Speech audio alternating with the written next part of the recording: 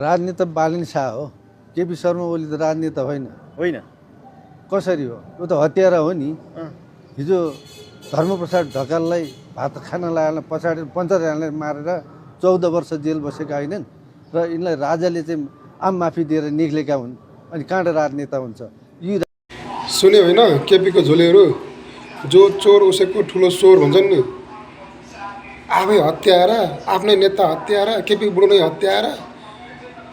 अनि हत्यारा राईनामध्ये तिम्रै बाउ रहेछन् हत्यारा। सबैलाई थाहा भएको कुरा हो, दुनियाँलाई थाहा भएको कुरा हो।